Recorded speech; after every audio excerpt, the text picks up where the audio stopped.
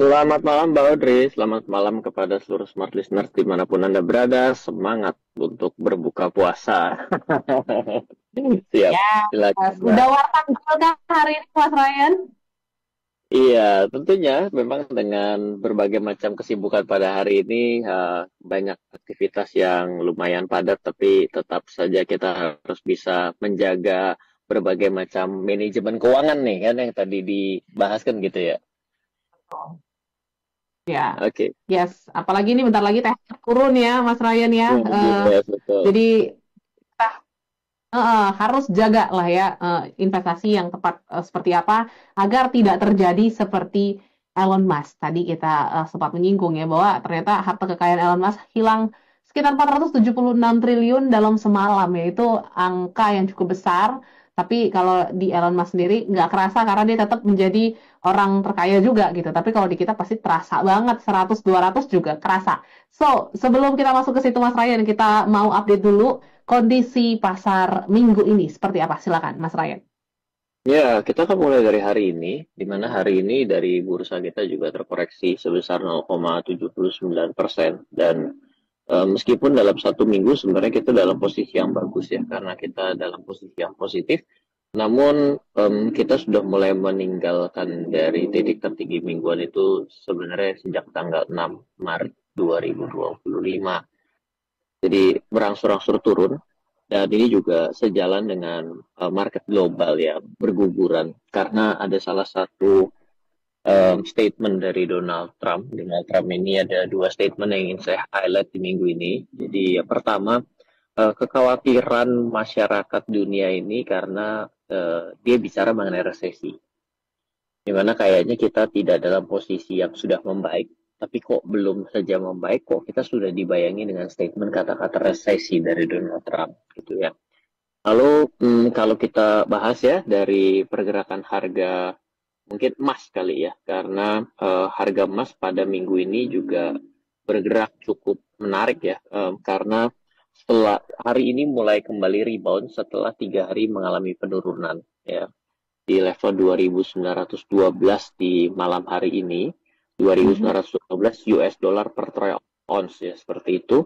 Lalu pasar kripto yang paling kebakaran ya, jadi lumayan tajam penurunannya, bahkan level penurunan pada hari ini sebenarnya dari kemarin ini mungkin banyak yang patah hati nih di kripto ya. Kenapa? Karena sudah turun, naik loh kok malah jatuh lagi. Bahkan tadi pagi itu sempat level 76.600 USD ya per satu BTC.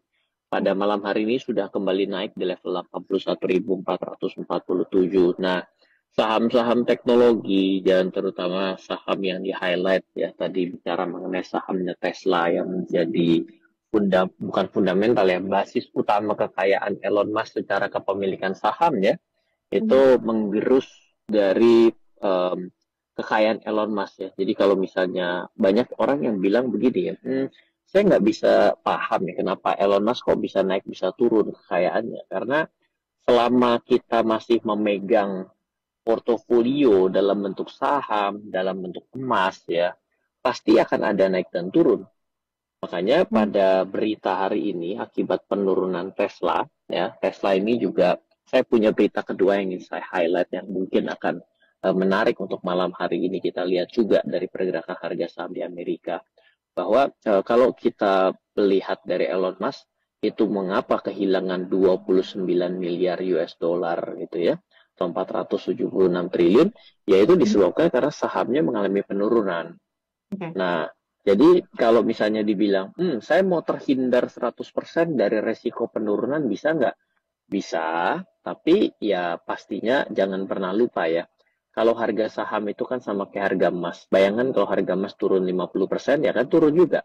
Ya. Kita milik separuh, punya separuh, satu gram aja kita punya separuh, maka kita punya kekayaan turun 50%. Tapi kalau dia naik 50%, ya kekayaan kita akan naik 50%. Maka ya, as long as kita masih punya bentuk aset, maka ya floating dari potensial profit atau loss, ya itu pasti akan selalu ada gitu. Kira-kira seperti itu, Mbak Audrey.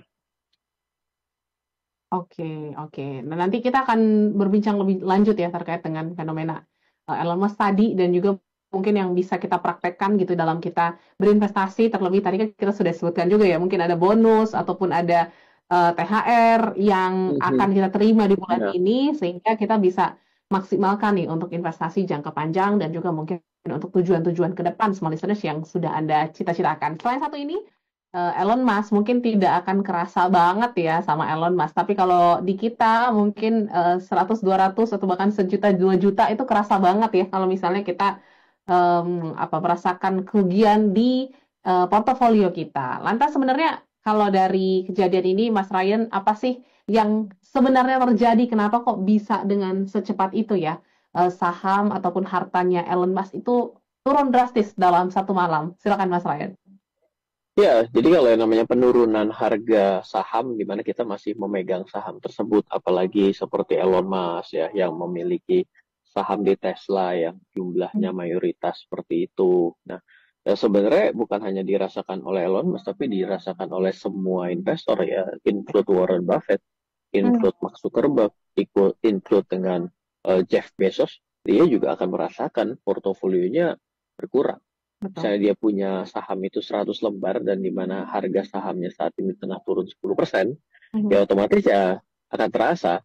Ya masalahnya dia bukan punya 100 lembar, dia punya ya sangat banyak ya berjuta-juta lembar atas saham dia, otomatis dia akan mengalami penurunan yang memang belum terrealisasi. Jadi selama Elon Musk tidak menjual saham yang dia miliki di posisi dia sedang rugi triliunan itu, maka sebenarnya ya ketika nanti harga sahamnya balik, maka dia sebenarnya tidak merasakan kerugian tersebut. Samalah dengan ketika kita mungkin baru beli saham, lalu harganya bukan naik, tapi turun. Itu kan kita suka dengar nama kata-kata namanya adalah membeli saham dan nyangkut gitu kan. Ya, kenapa Ya. disebut nyangkut? Ya Aha, karena harga sahamnya nyangkut di harga lebih tinggi daripada kondisi harga saat ini. betul. Nah, inilah yang perlu kita ketahui ya, menjadi suatu hal yang berbeda ceritanya dengan yang namanya Elon Musk, dengan kita, ataupun dengan Mark Zuckerberg, ataupun founder-founder lain yang sudah terkenal di telinga kita. Ya, termasuk Jack Ma, Alibaba juga gitu ya. Mhm. Di mana mereka itu kan memiliki perusahaan tersebut, mendirikan perusahaan tersebut sebelum perusahaan tersebut sudah ada di bursa pada hari ini. Ya, jadi artinya adalah harga saham yang ada di diri dia pada saat ini itu adalah hasil dari kelipatan naik berkali-kali atau valuasi naik berkali-kali dari pertama kali dia membangun perusahaan tersebut. Oke. Sehingga walaupun dia mengalami kerugian pada saat ini, kemungkinan besar dia tidak mengalami kerugian dari hasil nilai awal atas uang yang diinvestasikan. Oke. Jadi beda dengan kita yang hari ini memencet beli saham Tesla. Kalau saham Tesla turun lagi, ya meskipun kemungkinan besar ya, karena sepertinya Elon Musk ini lagi hopeng berat atau temenan banget sama Donald Trump. Donald Aha. Trump itu baru saja membuat suatu komentar di X bahwa dia mengatakan besok pagi, artinya hari ini per malam kan di sana sudah mulai pagi, dia Ya. akan membeli mobil seri Tesla terbaru. Hmm. Kenapa? Karena yang namanya penurunan Tesla selama ini itu salah satunya diakibatkan berbicara mengenai politik dan juga atas kebijakan-kebijakan Donald Trump kan ini ditempatkan pada satuan untuk melakukan tindakan restrukturisasi dan penghematan untuk aparatur negara yang ada di Amerika.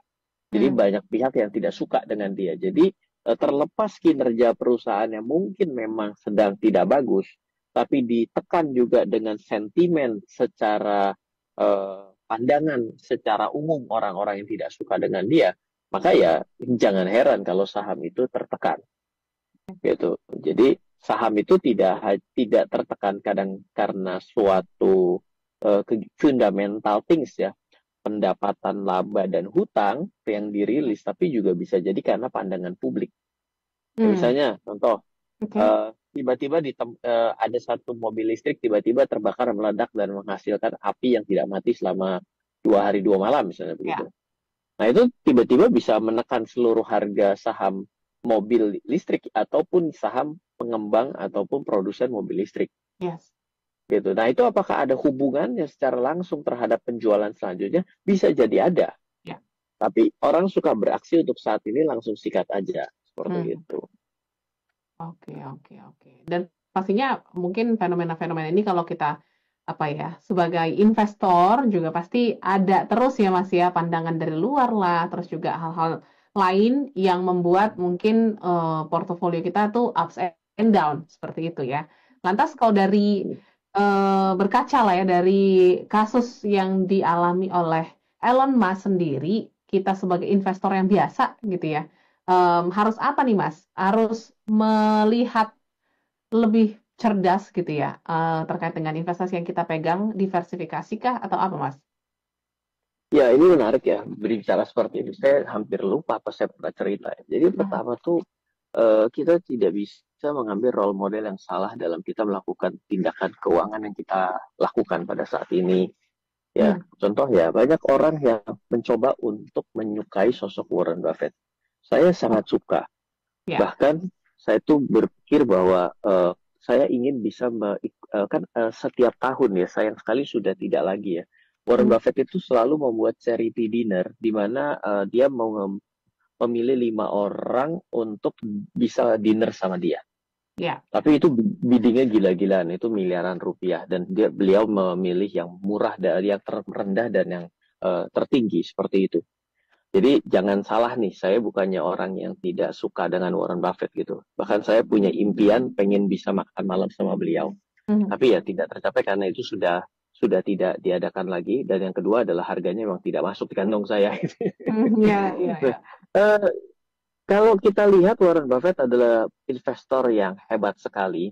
Mhm. Hati-hati, tidak bisa kita hubungkan dengan langsung dengan kekayaan yang Warren Buffett miliki. Itu harus lebih detail belajar. Warren Buffett menjadi orang terkaya diakibatkan dia memiliki perusahaan bernama Berkshire. Mhm. Nah, yang membuat perusahaan Berkshire itu menjadi hebat adalah dia adalah sebuah fund manager. Di mana fund manager itu karena kejagoan Warren Buffett untuk memilih saham dan metodologi value investing yang dia miliki. Ya, jadi dia itu bisa memilih saham yang bagus untuk uh, kelolaan dia. Dan tindakan itu membuat bisnis fund manager dia menjadi begitu hebat dan dia berinvestasi pada banyak perusahaan.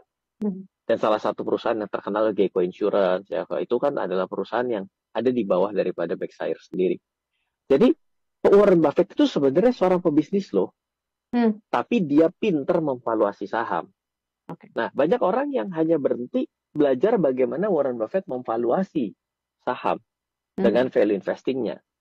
Padahal itu adalah salah satu ilmu untuk bagaimana mencari dan memvaluasi perusahaan kalau mau diinvestasikan. Sehingga dengan memiliki ilmu yang dimiliki oleh Warren Buffett yang dia bagikan dalam tulisan-tulisan dia gitu ya, kita mengerti bagaimana cara dia mencari saham yang bernilai salah harga lah boleh dibilang. Mhm. Tapi Warren Buffett kalau diidolakan hari ini karena ingin menjadi Warren Buffett menjadi salah satu orang yang memiliki kekayaan X berapa ya, masih 10 besar di dunia. Warren Ya. Buffett tidak kaya dari kemampuan memilih saham secara langsung, tapi karena dia memiliki perusahaan Berkshire. Dia Yes. seorang pebisnis di situ. Gitu. Jadi ini kelihatan tipis, tapi kalau sampai di poin ini belum menyadari, maka itu salah memilih role modelnya. Hmm. Nah, banyak masyarakat kita yang salah dalam memilih role model. Makanya kemarin juga saya senang ya, Bu Kiki ya, Ya. sebagai anggota Dewan Komisioner untuk Edukasi dan Perlindungan Konsumen ya, beliau mengutarakan bahwa berhati-hati dan juga akan membuat suatu kebijakan mengenai influencer-influencer keuangan yang kelihatannya kebablasan. Hmm. Saya suka dengan statement tersebut. Kenapa? Karena banyak influencer cepat yang hari ini naik daun, itu dia membuat sebuah pencitraan bahwa ya investor itu kelihatan sukses, Mhm. kelihatan sengak, lalu juga duitnya banyak. Nanti akan membuat kita itu jadi salah paham bahwa investasi itu membuat kita cepat kaya. Bisa Oke. seperti dia tuh, bisa flexing dengan mobil-mobil mewahnya. Nah, yang itu membuat sebuah pemikiran yang keliru mengenai mengapa kita harus berinvestasi hari ini. Dan seolah-olah bahwa investasi itu tidak pernah rugi. Hmm. Seolah-olah kalau kita berinvestasi dengan 100% uang kita, maka itu adalah suatu tindakan yang pintar. Enggak, itu tindakan yang bodoh juga loh. Oke, ya. Iya. Hmm. Contoh orang yang hari ini tiba-tiba udah mendengarkan sebuah podcast yang begitu keren untuk apapun, suruh beli saham. Dikatain, tolol kalau nggak beli saham, misal begitu ya. Hmm. Tiba-tiba dia ngutang karena dia nggak punya duit. Ya dia dengan perencanaan, dia mungkin anak dua, anak satu, tiba-tiba dia terinspirasi dengan seseorang yang mobilnya sangat keren, Ya. ceper sekali cuma 3 jari, handphonenya bagus, mobil rumahnya mewah dan keren. Tiba-tiba dia terinspirasi, katakan bodoh kalau kamu nggak investasi sekarang. Tiba-tiba dia karena tahu uangnya kurang untuk sehari-hari, tiba-tiba dia pergi ngutang ke bank atau Hmm. pinjaman online, lalu dia membeli saham 100% hari ini. Itu adalah suatu tindakan bukan yang smart. Betul. Kenapa? Karena ya investasi harus dilakukan memang lama loh. Investasi itu lama. Hmm. Investasi itu sama seperti orang menanam pohon jati yang 25 tahun itu loh. Ya. Itu investasi. Hmm. Itu bagaimana caranya bisa membangun pabrik. Pabrik itu nggak seminggu bisa untung. Pabrik narkoba kali ya. Ya. Tapi kalau pabrik yang benar itu nggak akan bisa seperti itu. Hmm. Seperti itu kira-kira. Oke, menarik ya. Nanti kita akan berbincang lebih lanjut juga. Ini sudah ada beberapa pertanyaan terkait dengan role model juga nih, langsung masuk nih, Mas. Ah, oke. Kalau tadi Warren Buffett dibilang dari sisi pebisnis, kira-kira role model yang tepat untuk investasi siapa sih, Mas Ryan? Ini dari Pak Febri, nanti kita akan bahas ya. Kalau dari versi Mas Ryan siapa, kata Pak Febri? Nanti kita akan bahas setelah yang satu ini. Mungkin melihat juga pergejolakan kan beberapa tahun belakang ini benar-benar bikin mungkin portofolio kita yang dulunya aman-aman ya Mas, ini cukup menjadi challenge juga nih ya untuk melihat warnanya itu nggak merah seperti itu. Lantas seperti apa mindset ya ataupun mungkin hal-hal yang harus kita pegang dalam meneruskan langkah investasi kita Mas, sebelum kita masuk ke pertanyaan Pak Febri tadi. Silakan Mas Ryan. Ya, kalau saya mungkin dari berapa lama ya saya menjadi seorang investor, dari Hmm. usia 18 tahun belajar investasi. Ya. Yang padahal awal-awal kayaknya sih kelihatannya sebagai seorang investor, sebenarnya ternyata saya seorang pedagang dan seorang spekulan. Ya, Hmm. ini saya perlu akui gitu ya. Ya, Betul. karena kita tidak mengerti hal tersebut di awal, ya dan wajar kita salah menamai diri kita, itu suatu hal yang wajar. Hidup kita ini ada tempat salah kan, di Mhm. itu yang terjadi. Tapi akhirnya saya coba mengambil suatu benang merah begini ya, bahwa kita tuh juga salah dalam berpikir menjadi seorang investor itu adalah melihat portofolio kita tidak merah. Wah, Hmm. ini nih yang mesti hati-hati. Ya. Eh, Kalau saya ternyata mengambil rumus begini, kalau merah tapi kita jumlahnya tetap, berarti kita nggak tumbuh. Oke. Tapi kalau merah 25%, tapi jumlah kepemilikan kita naik 2 kali lipat, kita tuh tumbuh loh. Oke. Coba kita mainkan sudut pandang yang berbeda. Ya. Kenapa? Kita tidak, yang namanya menambah, itu ada kuasa di tangan kita loh. Mhm. Tapi yang namanya harga naik dan turun, itu bukan urusan kita, itu urusan pasar. Yang Mmm. bisa kita kendalikan adalah menambah portofolio. Emang situ bandar mau mengendalikan harga? Mhm. Kan bukan. Ya. Kenapa harus berpegang dan fokus kepada hal yang tidak bisa kita kontrol ketika kita bisa mengontrol jumlah yang kita miliki? Mmm. Jadi saya mengubah cara berpikir bahwa mau pasarnya turun, oke nggak masalah, tapi saya tahu bahwa barang ini bagus, investasi ini oke, ini memang punya peluang, maka saya tambah. Sehingga saya tidak pernah mengenal kata saya tidak bertumbuh. Bukan saya tidak mengenal saya tidak pernah rugi loh. Ya, Hati-hati ya, ya, cara berpikirnya dibalik lagi gitu. beda, heeh. Ya, jadi ayolah teman-teman semua ya smart listeners. Kalau kita fokus dengan harga naik dan turun, yang fokus kepada harga naik dan turun itu pedagang loh. Mhm. Katanya investor, kelakuannya dagang. Harga naik, emang kenapa kalau harga naik sekarang? Mmm. Saya jual pak. Loh, yang namanya jual dan beli apalagi makin hari makin aktif, namanya dagang. Hmm. Betul nggak sih? Betul. Oke, banyak orang yang juga korslet dalam kepemilikan properti. Mhm. Beli properti ditinggalin. Ya. Kenapa? Untung daripada sewa. Oh, kenapa saya bilang kok bisa untung daripada sewa? Kan kalau harganya naik, bagus. Ya, bagus untuk apa? Ya saya jual, nggak dijual. Hmm. Kenapa? Loh kalau saya jual, saya nggak bisa beli lagi yang lain. Lah, kan? Kenapa? Karena dia kalah dari cuma punya satu. Bener nggak? Mhm. Coba beli beli propertinya kiri dan kanan dua. Yang satu ditinggalin, yang satu diinvestasikan. Lihat ya, waktu ternyata harga properti tidak pernah turun, katanya ternyata nyatanya properti bisa turun. Mhm. Begitu turun dia beli lagi, dia nambah jumlah kepemilikan. Bukankah itu yang disebut dengan akumulasi? Yes. Ya, jadi ya, saya tidak lagi berbicara. Saya nggak tahu ya, apakah Hmm. ada orang yang punya pemikiran sama dengan saya. Dari Oke. hasil saya merenung, saya tidak begitu peduli dengan harga yang sangat tinggi turun. Tapi ketika harga saat ini turun, saya melihat kembali begini. Hey, apakah investasi ini masih layak untuk saya beli? Hmm. Turun loh. Ya. Ini menjadi opportunity yang bagus daripada saya beli kemarin. Betul nggak? Mhm. Nggak ada yang salah dengan investasi tersebut. Tetap oke. Oke, kalau gitu kita tambah jumlahnya. Turun berapa kamu? 25%. Kalau gitu kita kali 2. Boleh dong. Ya. Nah, cara berpikir itu membuat kita tidak stres. Kenapa? Boleh turun. Kemarin 2 biji. Sekarang punya 4. Mhm. Saya tetap jumlahnya 4. Gitu. Jadi, mindset itu membuat kita santai bahwa kita tahu apa yang kita lakukan. Mhm. Walaupun turun, saya akan semakin banyak saya miliki. Kira-kira begitu. Oke. Tapi gimana dengan mungkin saham-saham ataupun emiten-emiten ya Mas ya, yang mungkin lagi dalam kategori sulit juga nih untuk naik kembali. Mungkin kalau kita lihat dari saham sendiri kan ada beberapa ya yang mungkin terkena kasus boykot dan lain sebagainya. Adalah beberapa hal-hal yang mungkin di luar kontrol kita dan tadi Mas Rain katakan juga pandangan publik yang mungkin membuat angka ataupun harganya kurang stabil, Mas. Gimana Mas Ya. untuk melakukan itu? Boykot itu kan salah satu pengganggu yang tidak, ya sebenarnya dia bila dilakukan secara normal, maka bila boykot itu nggak ada, maka sebenarnya perusahaan itu baik-baik saja. Itu kan sebagai bagian dari pengganggu yang ada kan, Mhm. noise boleh dibilang, Ya. tidak menghilangkan ciri daripada barang tersebut, Mhm. ya kan? Maka secara otomatis sebenarnya itu nggak terlalu masalah, itu namanya kesempatan yang baik. Hmm. Gitu. Jadi kita kita melihat bahwa hal-hal yang sifatnya prinsip dulu dalam perusahaan tersebut. Oke.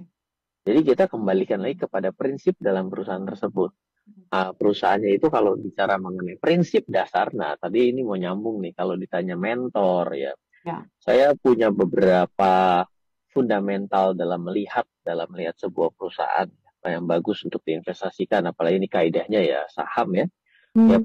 pastinya gurunya Warren Buffett, Benjamin Graham, no debat, semua orang mengakui itu. Ya kedua ya pasti adalah Warren Buffett itu sendiri. Yes. Ya dari segi ilmunya. Lalu William J. O'Neill ya ini Mhm. juga salah satu yang saya suka. Dia adalah seorang penulis, wartawan penulis, dan dia menganalisa, mencari formulasi yang mempengaruhi harga saham. Ternyata harga saham itu, perusahaan itu dipengaruhi oleh beberapa hal yang bisa saya bagikan. Yang pertama itu adalah perusahaan memiliki pendapatan. Mari kita Hmm. lihat bagaimana dari sudut pandang pendapatan perusahaan. Yang kedua, mari kita bandingkan dengan labanya. Ya. Lupa startup itu harus rugi. Oh iya, coba deh ngomong sekarang tuh. Kenapa perusahaan startup yang hari ini melantai di bursa berusaha untuk memangkas berbagai macam hal yang dilakukan, mengenakan biaya yang semakin besar kepada usernya? Itu tujuannya apa? Senang-senang aja? Enggak, jawabannya adalah untuk mencari laba, untuk mencetak laba. Berarti lupakan pestanya sudah bubar, bahwa ini sudah saatnya menjadi realistis kembali. Pendapatan dan laba sudah pasti. Lalu yang ketiga itu adalah berbicara mengenai manajemen. Kalau manajemennya itu setahun sekali direkturnya ganti, Mhm. berarti ya isinya lagi ada kapal yang nahkodanya pun udah lompat dari kapal. Berarti perusahaan itu nggak beres. Yang keempat, inovasi apa yang sedang dilakukan oleh perusahaan tersebut? Nggak ada inovasi, Pak, gitu-gitu aja. Ya udah. Mhm. Berarti kan 4. Misal, pendapatannya turun, rugi pula, manajemen ganti mulu, tidak ada inovasi, ya udah berarti 4 hal yang kita nggak usah lihat angka lah, kita jangan terlalu go details, kita lihat dari 4 itu, ya memang perusahaan itu sedang tidak baik-baik, Hmm. jangan ditambah sahamnya. Ya. Nah, yang lalu yang kelima, mau lanjut yang kelima, Lanjut Mas Ryan, masih ada namanya waktu. ya bagaimana kepemilikan besar yang Mhm. memang orang-orang yang pasti punya hire analis-analis dengan CFA-nya bererot panjang, mungkin level 4, level 5, level 6, level 7, level 8, dan Mhm. juga berbagai macam analis keuangan orang pinter-pinter yang ada di sana yang mengerti rasio keuangan dan lain sebagainya, dan analisa yang mungkin lebih top dari kita, mereka gimana? Menginvestasikan uangnya nggak? Cabut Ya. terus yang besar-besar, ya alamat berarti. Dia lagi cuci gudang, kita yang tampung. Lah, aneh, ya kan? Yang Mhm. terakhir ya tentunya bagaimana? Ada nggak endorsement dari pemerintah terhadap bisnis ini? Hmm. Itu pasti menjadi sesuatu hal yang menarik di sini kita melihat bahwa industri tekstil, Ya. semuanya industri tekstil hari ini.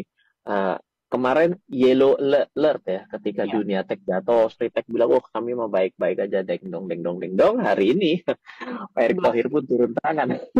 Betul. Bayangkan 8.000 apa 10.000 pekerja. 11.000 sekian. Aduh. Mhm. Berapa? 11.000 sekian Mas Ah, Ryan. Mhm. lihat, lihat, ya kan? Ya. Artinya bagaimana dukungan endorsement pemerintah juga terkait dengan sebuah bisnis itu. Betul. Kalau pemerintah tidak mengendorse dan juga tidak memprotek dan juga tidak do something di dalam bisnis tersebut, ya Hmm. sebenarnya ada masalah. Kenapa? Karena dari tempat lain mungkin sedang mengancam di sana. Iya kan? Pernah pergi Mhm. ke Bangkok? Ya. Pernah pergi ke Platinum Fashion Mall? Mhm. Wow, udah bagus, bahannya oke, murah Ya. meriah muntah, Oh. ya kan? Belanja pakai Mhm. QRIS bisa. Kurang bersaing apa lagi hidup kita ini ketemunya sama internasional. Baru Asia Betul. Tenggara aja sudah keok loh. Hmm. Ya toh? Ya. Apa kita lagi pergi ke Guangzhou? Waduh, lebih ngeri lagi di sono. Belinya bal-balan. Mhm. Ya kan? Naik ke lantai paling atas, namain di atas, diikat dalam bal, dilempar ke bawah, bluk sampai bawah. Bayangkan. Nah itu gimana kita protek dalam negeri kita? Mhm. Nah, ini kalau orang bilang, oh Pak, kalau investor tuh nggak melihat begitu. Itu namanya investor itu kan membeli saham, membeli perusahaan. Betul. Nggak ngerti bagaimana cara melihat bisnis. Mhm. Nah ya susah juga. Saya juga bingung gitu ya. Ada lah para para suhu-suhu di Indonesia yang menyatakan bahwa saya seorang investor, saya bukan seorang pebisnis. Hmm. Bagaimana cara menilai sebuah prospek sebuah bisnis, di mana bisnis itu adalah saham yang kita investasikan? Ya. Tapi dia bilang dia tidak mau memahami sebuah aspek bisnis. Oh, ada jaka sembung di situ, tidak Betul. nyambung. Ya. Iya, Mhm. Mhm. Jadi mungkin secara basic lah ya Mas ya. Mungkin kita juga bisa memahami bagaimana konsep bisnis ya yang dijalankan oleh emiten-emiten yang kita pegang, dan itu mungkin menjadi salah satu pegangan yang kuat juga untuk kita mempertahankan investasi kita gitu ya, dan ya, kestabilan investasi kita seperti itu. Dan nanti kita akan sambung lagi, sudah ada 2 pertanyaan yang masuk juga ke ayo, WA kita. Aku baca dulu yang pertama, nanti kita akan bahas di sesi berikutnya ya Mas Ryan ya. Ibu Ana, small listeners, dari Jakarta Timur ya, tadi bertanya terkait dengan investasi saham di salah satu saham blue chip, dan juga masuk LQ45, tapi kok kayaknya turun-turun terus gitu ya, dan takut nih untuk menambah investasinya. Mungkin boleh dibantu Mas Ryan, apa langkah yang harus diambil? Silakan.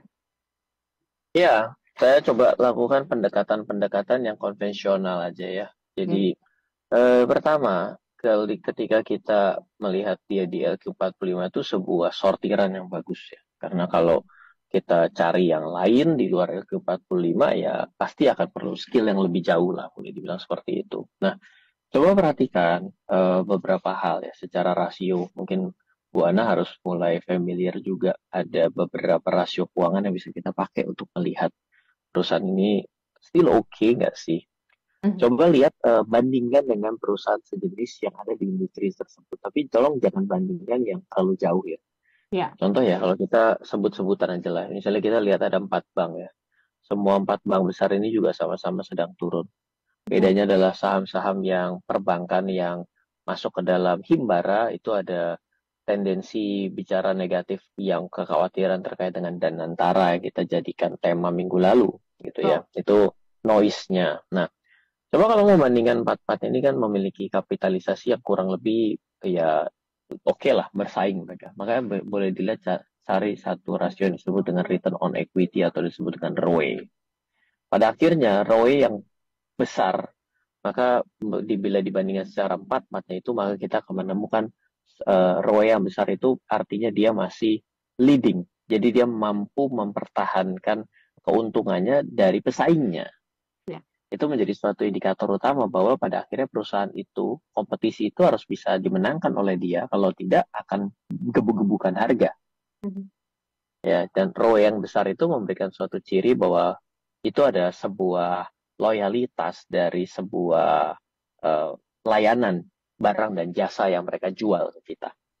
Lalu yang kedua, kalau kita mau cari atau lihat lagi ya, kita harus bandingkan yang namanya harga saat ini dibandingkan dengan labanya. Orang sudah tahu umum dikatakan namanya price to earning ratio.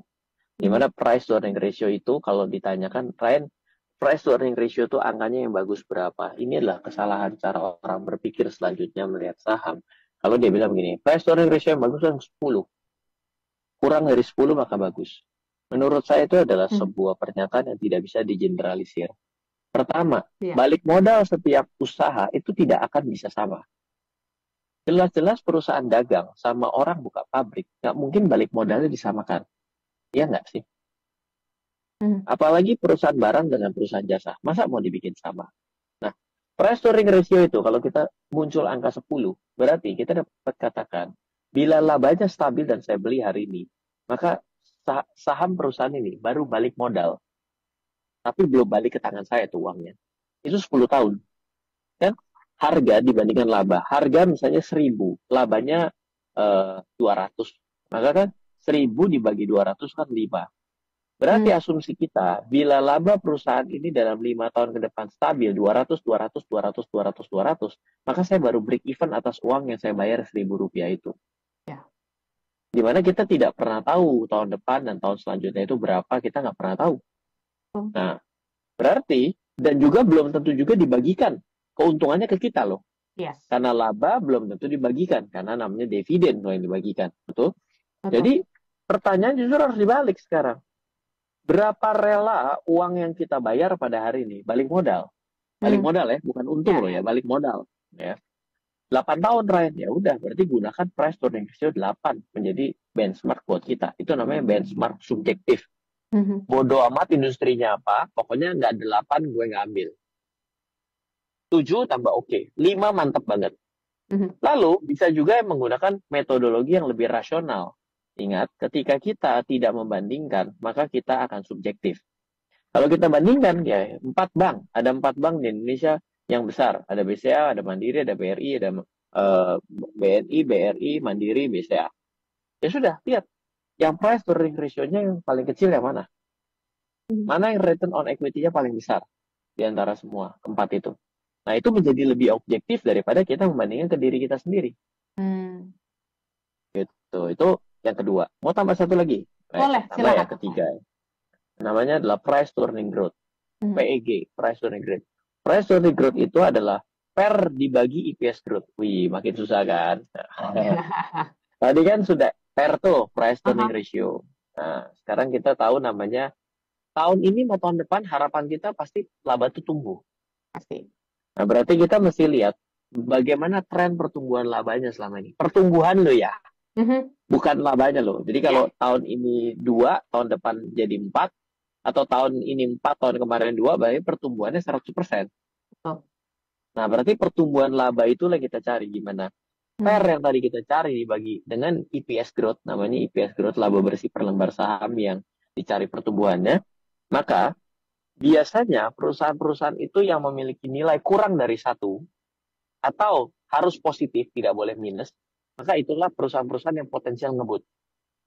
Dan biasanya untuk perusahaan-perusahaan yang ada di dalam LQ45 itu ada di 1-3. Karena dia boleh dibilang perusahaan yang cukup mapan. Tapi kalau perusahaan tersebut kita temukan walaupun di LQ45 mendapatkan PEG lebih dari 5, please be careful. Jangan-jangan perusahaan tersebut liquid tapi dia sunset bisnisnya. ROE-nya kecil pula. Oh, PR-nya gede banget ya. Udah, berarti alamat itu. Nah, jadi ada metodologi yang memang kita mesti melihat secara bisnis, ada metodologi yang kita lihat secara buku di sini. Tadi saya ceritakan bagaimana cara bukunya. Mhm. Tadi di sesi ketiga saya ceritakan dalam sudut pandang yang lebih besar. Ya. Melihat manajemennya, nakodanya suka ganti, kena nyangkut KPK, ya dah? Ya. Pilot ya. Terus habis itu dia itu bisnisnya lagi tidak di-endorse negara tapi malah lagi banyak diberatkan atau mungkin diberikan beban. Contohnya, oh iya sekarang energi terbarukan, maka kalau yang tidak terbarukan maka akan dikenakan pajak lebih. Oh berarti dia bukannya lagi di-endorse, dia berarti yang lagi Ya. dibebani. Kan Hmm. gitu.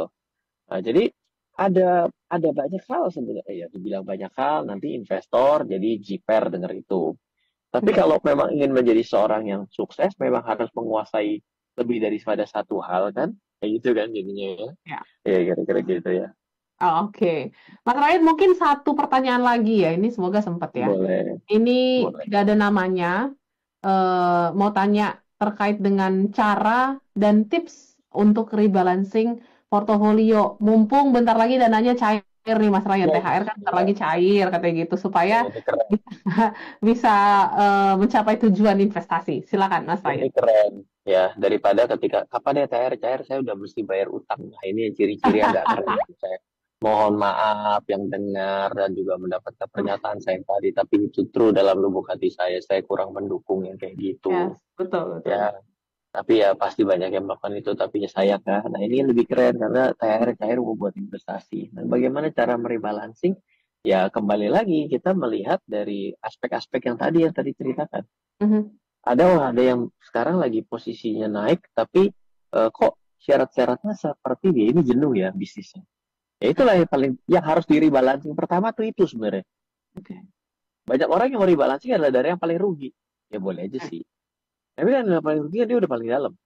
Lebih Betul. baik kalau menurut saya yang lagi naik, tapi kita lihat bahwa ini kayaknya sesaat deh. Ini memang bisnisnya sebenarnya temporer nih.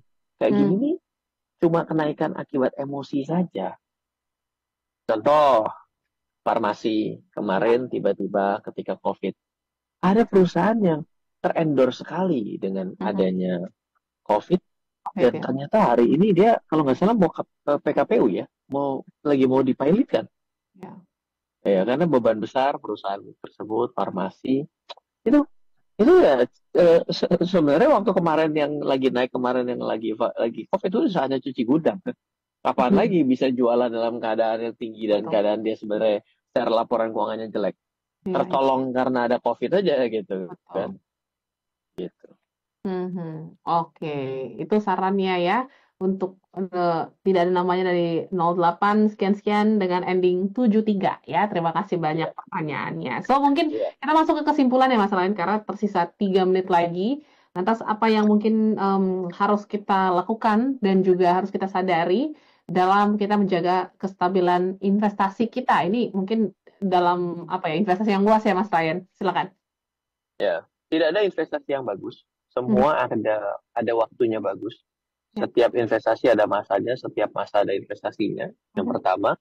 Yang kedua, jangan seperti Avatar, yaitu Avatar Egg, yaitu dia Oke. The Legend of Airbender. Jadi berusaha untuk menjadi pengendali angin, tapi di sini adalah mau jadi pengendali harga. Oke. Jadi tidak perlu khawatir bicara mengenai harga naik dan turun, suatu adalah hal yang biasa. Kalau Ya. saya lebih fokus bagaimana saya bisa mengakumulasi jumlahnya, lalu Mhm. saya realistis bahwa saya harus mengakui bahwa saya bisa salah dan kita pasti salah dalam kehidupan kita. Maka investasi yang kita lakukan dan ternyata salah, ya kita harus dengan kerelaan hati mau membuang barang tersebut, mengganti dengan yang lain, dan kita sadari kenapa kita salah pada saat itu, masuk kecepatan, masuk Mhm. terlambat, masuk keserakahan, masuk kebanyakan, masuk kesedikitan, atau apapun. Itu kita ambil satu pelajaran dan jangan kita ulangin lagi. Lalu sebenarnya paling penting itu adalah kita itu memiliki kondisi yang namanya keuangan yang baik, Hmm. manajemen keuangan yang baik. Kalau manajemen keuangan kita secara perencanaan keuangan kita sehari-hari itu dalam posisi nggak sehat gitu ya, investasinya nanti akhirnya habis buat bayar hutang. Ya, dan itu banyak yang terjadi seperti itu, maka sebenarnya fondasi keuangan kita harus baik dulu. Perbaiki, tahu tidak bisa sekaligus ya, tapi tetap saja dengan kondisi begini.